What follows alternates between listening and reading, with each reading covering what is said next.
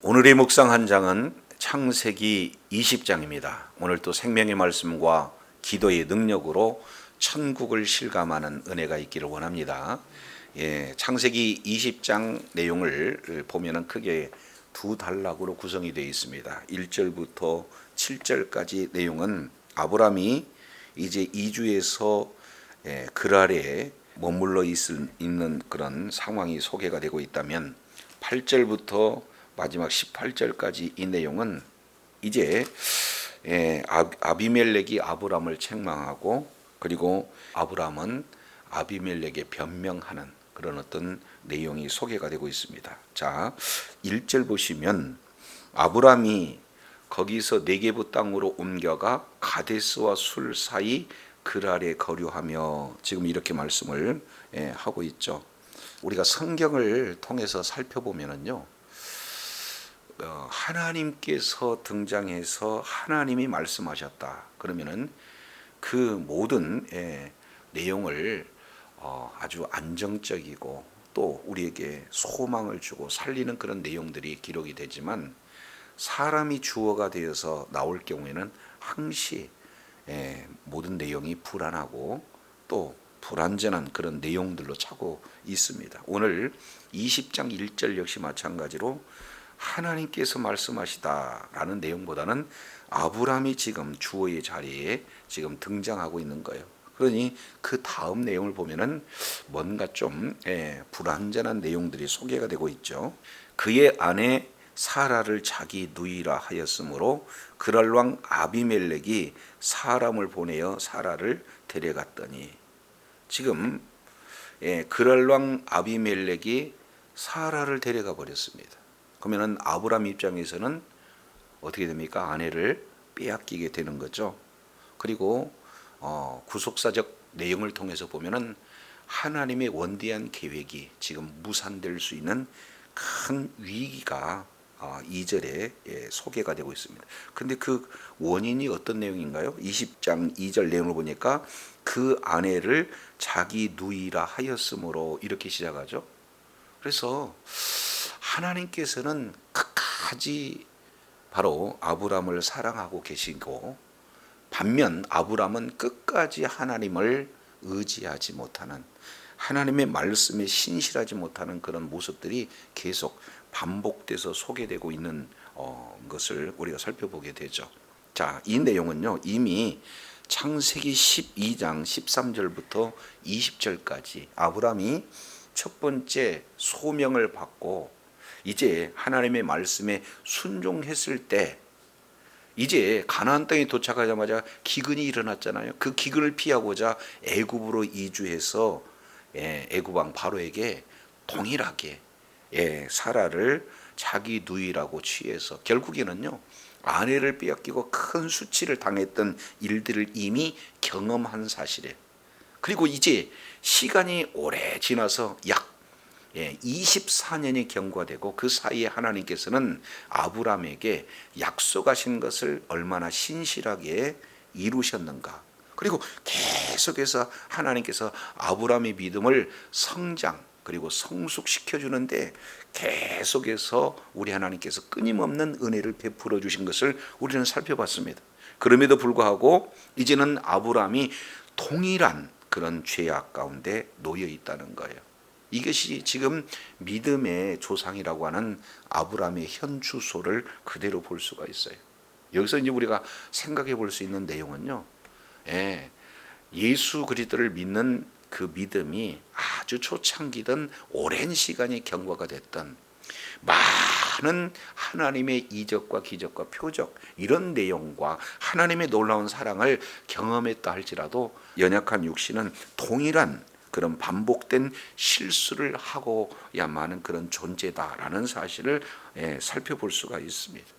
자, 그럼에도 불구하고 우리 하나님은요, 오래 참으시고 하나님이 하신 말씀을 신실하게 이루시는 하나님이다라는 사실을 우리는 발견하게 됩니다. 그게 3절에 이렇게 기록되고 있죠. 그 밤에 하나님이 아비멜렉에 현몽하시고 그에게 이르시되, 이제 하나님이 주어의 자리에 있게 되어지면 문제가 해결이 되어져요. 모든 것들이 다 회복되어집니다. 하나님의 그런 놀라운 기적의 역사가 나타나요. 지금 3절 내용을 보니까 그 밤에 그랬어요. 지금 아내 사라를 뺏기고 힘이 없으니까, 두려우니까, 그리고 거짓을 통해서 그에 대한 대가로 이제 그 아내를 이렇게 빼앗기고 난 그 밤은 얼마나 힘든 고통의 밤이겠습니까? 그런데 우리 하나님께서는 그 밤에 하나님께서 아비멜렉에게 현몽하셨다. 지금 이렇게 말씀을 하고 있습니다. 자, 그러면서 말씀하시는 내용이 내가 지금 데려간 이 여인으로 말미암아 내가 뭐한다? 죽는다. 너 죽는다. 아주 강력한 메시지를 전하고 있어요. 그러면서 그 이유를 말씀하시기를 그가 누구라는 겁니까? 남편이 있는 여자다라는 사실을 이렇게 현몽하여서 지금 가르쳐 주시는 내용입니다. 하나님이 이렇게 급하게 그날 밤에 이렇게 나타나서 현몽하시는 그런 내용은 이유는 간단해요. 왜 그렇습니까? 창세기 12장 1절, 2절, 3절 이 내용을 통해서 살펴보고 그리고 13장, 15장, 17장 계속해서 우리 하나님께서는 아예 이름 자체를 바꿔서 너는 바로 열국의 아버지가 된다.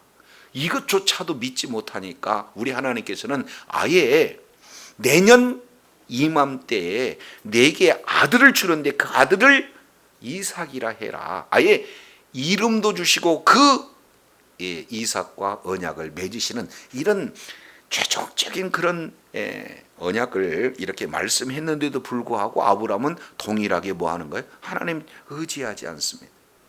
반면 하나님께서는 그 약속을 이루시지 않는다면 어떻게 됩니까?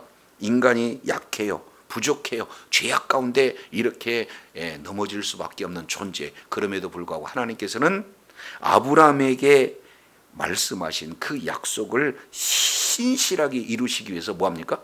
그날 밤에 지금 찾아오시는 장면이 우리들의 연약함으로 바빠지신 분이 누구냐? 우리 하나님이시다. 그래서 아주 그냥 처음부터 강력한 메시지를 전해요. 너 죽는다. 이유는 남편 있는 아내 여자이기 때문에 그렇다. 그러니 이 말을 들었던 아비멜렉이 얼마나 놀랄까요? 그러면서 20장 4절 내용을 보니 아비멜렉이 그 여인을 가까이지 아니하였으므로 그가 대답하되 주여 주께서 의로운 백성도 멸하시나이까? 지금 아비멜렉은 오히려 죽이겠다 하는 하나님께 지금 항의하고 있는 거예요. 항의 내용은 뭡니까? 아니 하나님이 의로운 자를 멸하실 수도 있는 겁니까? 그러면서 그에 대한 정당성을 5절에 이렇게 표현을 합니다. 그가 나에게 이는 내 누이라고 하지 아니하였나이까? 아브라함이 아내라고 얘기하지 않고 누이라고 했어요. 두 번째, 그 여인도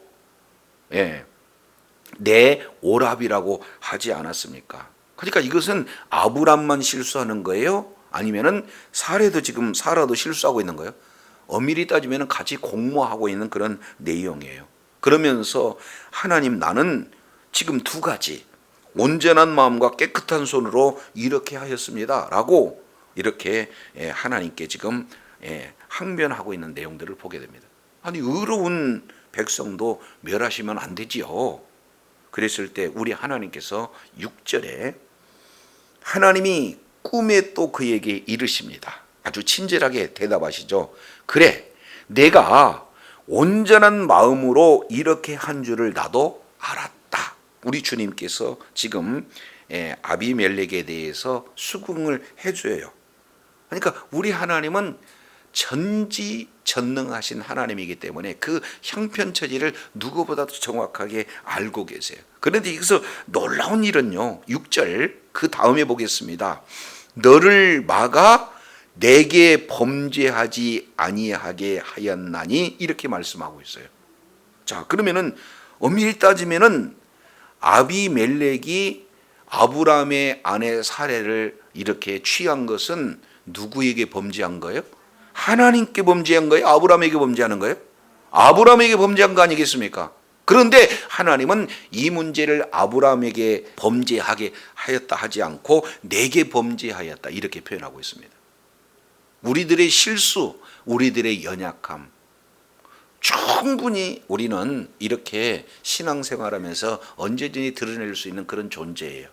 근데 우리의 연약한 존재임에도 불구하고 우리 하나님께서는 적극적으로 그 문제 가운데 개입하셔서 지금 누구를 두둔하고 있습니까?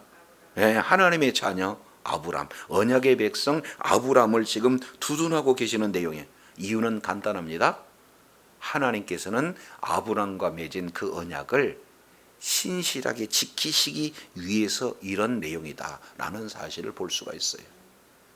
믿음의 조상 그러면은 아브라함 믿음이 굉장히 좋아서 믿음의 조상이 아니라 믿음의 조상 이렇게 봤더니 아브라함을 봤더니 그토록 하나님께서 약속하시고 또 실수하면 또 다시 나타나셔서 약속하시고 그 약속을 점점점 더 이제 강력하게 시청과 교육을 통해서 아니 직접 꼬집어서 구체적인 시안을 제시해서 말씀했는데도 불구하고 여전히 넘어질 수밖에 없는 그런 존재, 그런 아브라함이니 그런 자도 하나님께서 믿음을 주셔서 구속사에게 큰 하나님의 뜻을 이루시는구나.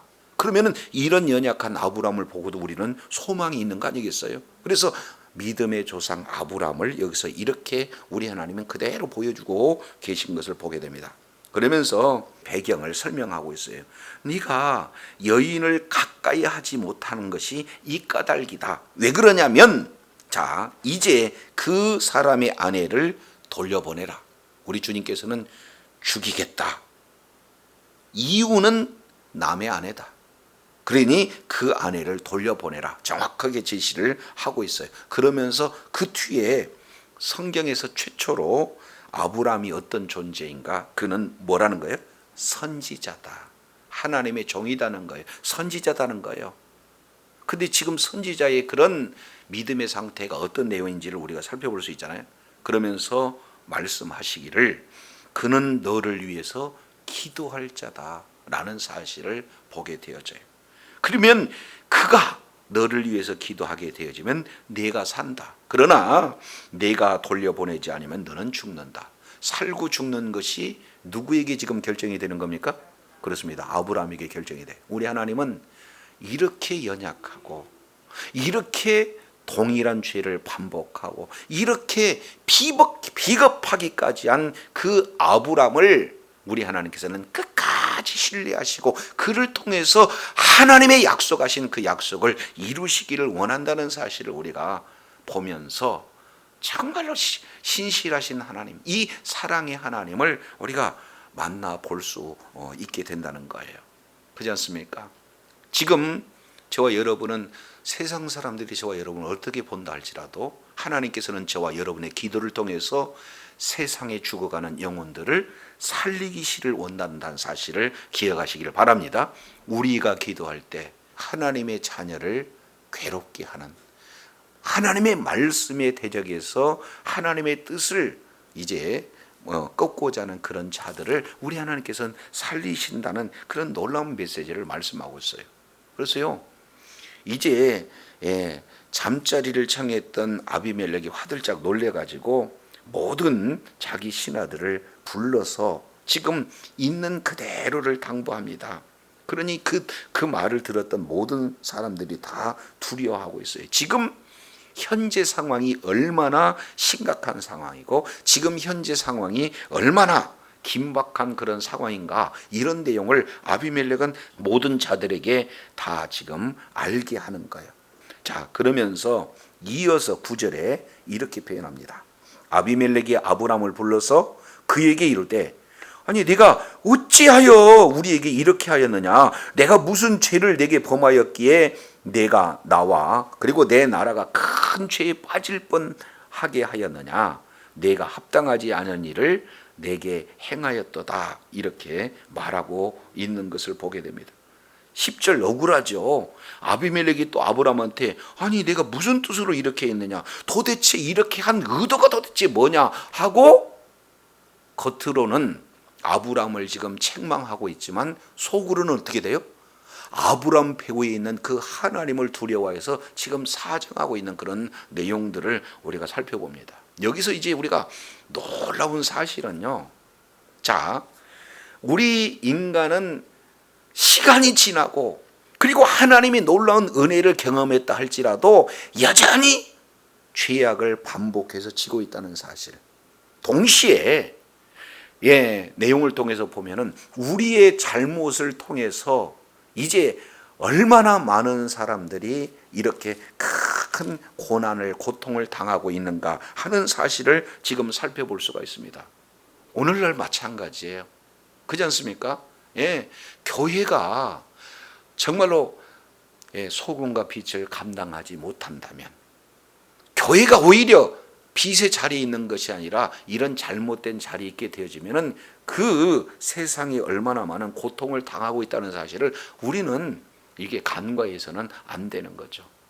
조금 더 구체적으로 표현한다면 지금 예수 그리스도를 믿는 믿음을 가지고 있는 우리 각 한 사람 한 사람이 잘못돼서 그 잘못으로 인해서 주변에 많은 사람들이 얼마나 고통을 당하고 있다는 것을 우리는 아브라함의 경우를 통해서 살펴볼 수가 있습니다. 그래서 막 억울해서 지금 따지고 있는 거예요. 도대체 내 의도가 뭐냐. 근데 굳이 변명한다는 그런 내용이 어떤 사실입니까? 11절 내용을 보니까 세 가지로 지금 변명하고 있죠. 말도 안 되는 그런 내용을 가지고 변명합니다. 11절에 아브라함이 이르되 이곳에서는 하나님을 두려워함이 없으니 내 아내로 말미암아 사람들이 나를 뭐할까? 죽일까? 그러니까 결국에는요, 이 아브라함의 그 마음 가운데는 이제 죽음에 대한 두려움이 있는 거예요. 하나님은 아브라함에게 약속하시고 그 약속을 신실하게 이루셨어요. 그러면 아브라함이 죽는다 할지라도 아브라함에게 내년 이맘때 내게 아들을 주리라 했으니까 아들 낳기 이전에 아브라함은 죽어요, 안 죽어요? 안 죽습니다. 그죠? 그런데 나는 죽는다, 그 얘기는 환경은 크게 생각하고 하나님이 약속하신 그 언약은 아예 믿지 않았던 그런 아브라함의 모습을 지금 핑계라고 지금 대고 있는 거예요. 자기의 믿음의 연약함보다는. 두 번째 12절 그는 실로 나의 이복 누이로서 내 처가 되었습니다. 이게 얼마나 가장으로서 남자로서 이렇게 수치스러운 그런 변명입니까? 아니, 말은 맞아요. 이복 누이는 맞습니다. 근데 그것은 아내 되기 이전이고 지금은 어떻게 됩니까? 아내가 된 거 아니에요? 그럼에도 불구하고 지금 핑계를 대고 있는 모습들을 변명이라고 지금 이제 하고 있어요. 세 번째 13절 가관입니다. 하나님이 나를 내 아버지의 집에 떠나 두루 다니게 하실 때 내가 아내의 말하기를 이후로 우리가 가는 곳마다 그대는 나를 그대의 오랍이라 하여 이것이 그대가 내게 베풀 은혜라고 하였노라.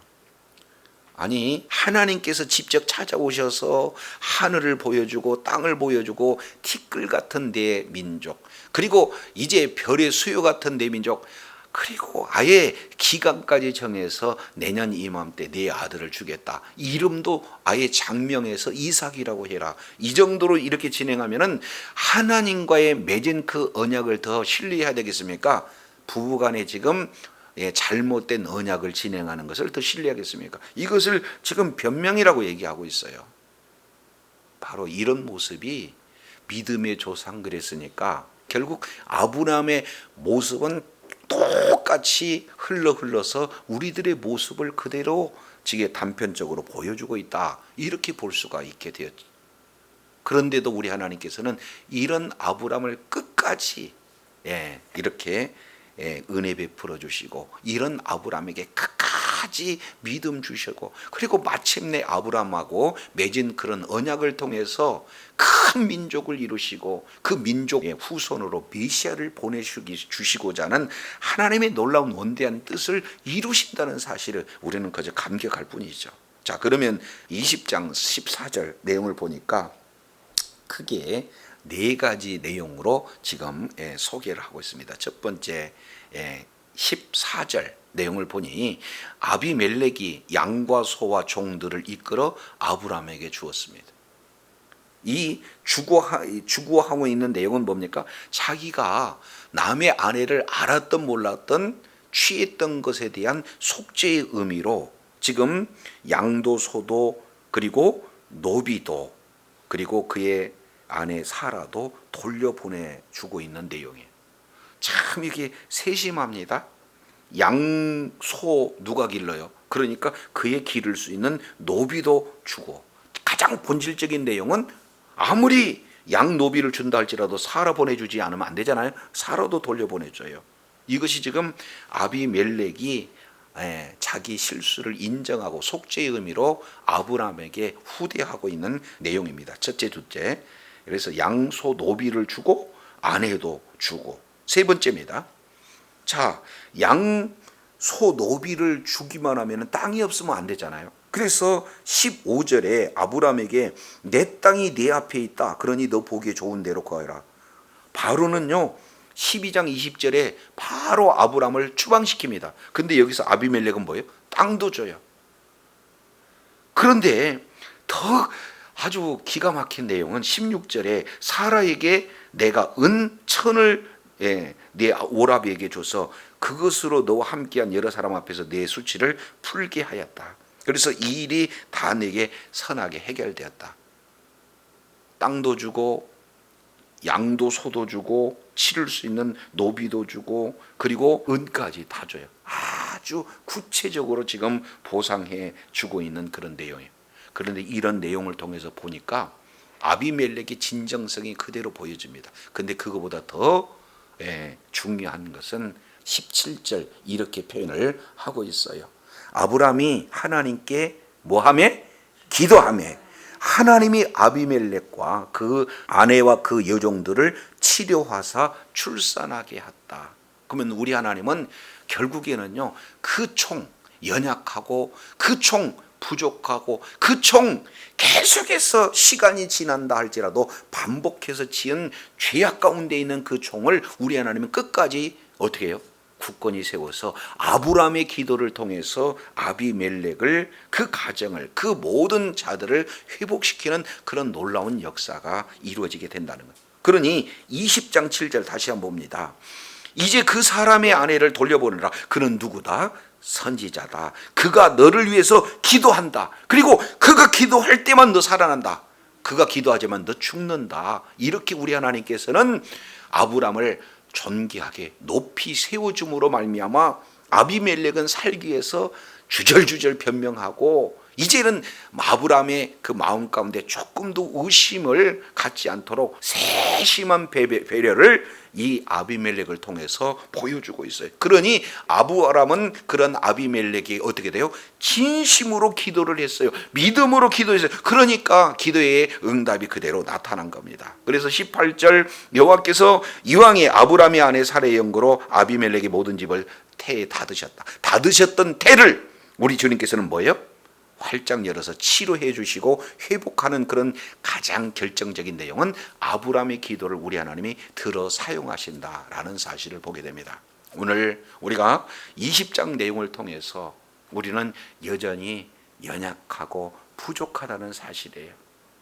그리고 반복된 죄를 지을 수밖에 없는 그런 존재에 불과하다 말이에요. 그런데도 불구하고 우리 하나님께서는 이제 그 아브라함과 맺은 그 언약을 신실하게 이루시는 그 신실한 하나님을 우리가 이렇게 살펴보게 되고 우리의 연약함으로 세상이 큰 고통을 당할 수도 있다.